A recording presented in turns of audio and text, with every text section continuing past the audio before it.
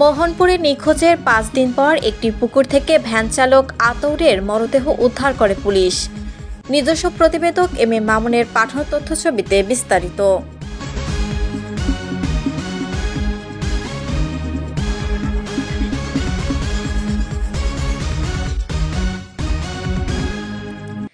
রাজশাহীর মোহনপুরে নিখোঁজের ৫ দিন পর আব্দুল মালেক নামের ৪২ বছর বয়সী এক ভ্যান চালকের ভাসমান লাশ উদ্ধার করেছে পুলিশ।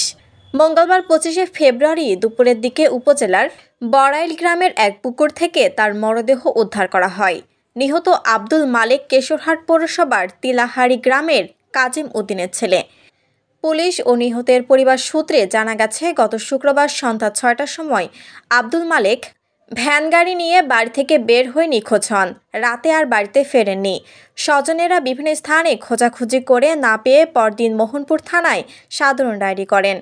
মঙ্গলবার সকালে বড়াইল গ্রামের বড় আমবাগানের পাশে জৈনক সুলতান আলীর পুকুরে ইয়ামিন নামের এক যুবক জমিতে পানি সেচ দিতে গিয়ে ভাসমান মরদেহ দেখতে পান। খবর পেয়ে পুলিশ ঘটনাস্থলে গিয়ে মরদেহ উদ্ধার করে। এ সময় পরিবারের লোকজন গিয়ে আব্দুল মালেকের মরদেহ শনাক্ত করে। ভ্যান গাড়ি কেড়ে নিয়ে হত্যার পর পুকুরের পানিতে ফেলে দেওয়া হয়েছে বলে ধারণা পুলিশের। মোহনপুর থানার ভারপ্রাপ্ত কর্মকর্তা ওসি আতর রহমান বলেন, রাজশাহী জেলা পুলিশের অতিরিক্ত পুলিশ সুপার সদর সার্কেল হেলেনা আক্তারের উপস্থিতিতে ঘটনাস্থল থেকে পুলিশ এবং পুলিশের অপরাধ তদন্ত বিভাগ সিআইডি আলামত সংগ্রহ করছে। পরে ভ্যান চালকের মরদেহটি ময়নাতদন্তের জন্য রাজশাহী মেডিকেল কলেজ হাসপাতালের মর্গে পাঠানো হয়। এ বিষয়ে আইনি প্রক্রিয়া চলমান রয়েছে বলে জানান ওসি আতর রহমান। শিলা আক্তার, ডেস্ক রিপোর্ট, চ্যানেল এ নিউজ।